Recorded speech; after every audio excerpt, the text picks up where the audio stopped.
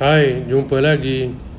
Hari ini saya belanja Kelana Kos Hall nombor 9. Match play, Fauzi dan saya bersama Ain dan Joe. Saya seperti biasa praktis swing tinggi, tapi bila pukul yang betul, alai, paras bau je back swing. Aiming kat kanan fairway, tapi tak macam mana pergi kiri fairway. Okeylah.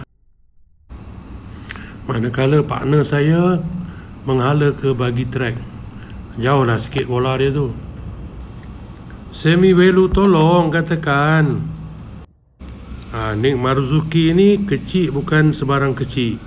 Bini 2. Patutlah pukul bola jauh.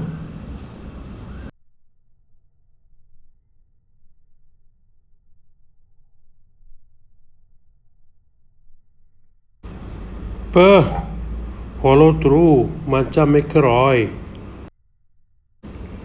Siti Rohani atau nama mesranya N membuat pukulan. Cantik swing dia. Ada bakat. Baby draw. Sebiji macam LPGA. Second shot saya kalau nak ikut distance 155 meter je. Tapi oleh kerana pin biru non di hujung tanjung tu, saya terpaksa main ekstra 20 meter, main 175. Manakala Joe pula distance dia dalam 170, dia miss green sebelah kiri. Ozzy pula dalam 140 pun miss green kiri. Ain pun sama, distance dalam 140, tapi dia on. Alamak, dah lah ada stroke. Kacau. Saya sengaja aim kanan green sebab apa? Saya takut kalau saya aiming straight to the pin, kalau tak sampai bola saya masuk bunker. Memang on target lah. Alhamdulillah lah, saya punya chipping saya almost given.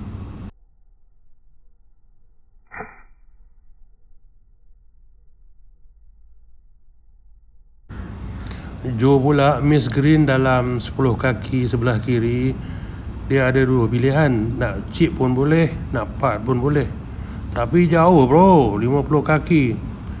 Full swing tu pakai putter, tak sampai. Fauzi ni macam kira on lah, sejengkal lah miss green. Dia putt kuat tu, pasal uphill kan, still tak sampai.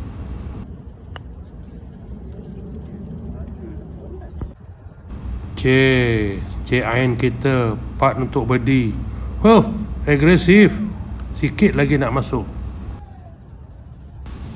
Giliran Fauzi pula nak try safe par dalam 15 kaki.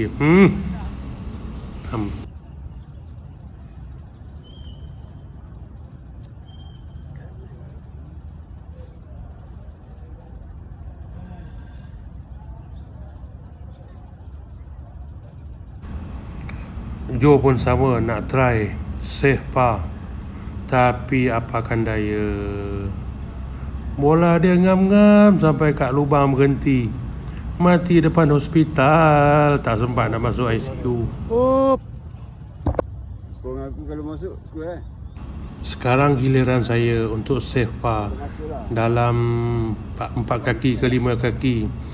Nampak line ni senang je, kiri dalam dengan confidentnya. Masuk. Kau kena masuk. Ain nampak macam serius ni, siap cabut pin untuk par. Tapi dia ada stroke, 2 putt dari sana pun dah menang. Tapi dia tetap par. Terror betul dia. Tak apa, kami kalah lubang ni. Jumpa lagi minggu depan. Ozzy putt untuk bogey. Dah tak ada mana dah Ozzy, kita dah kalah.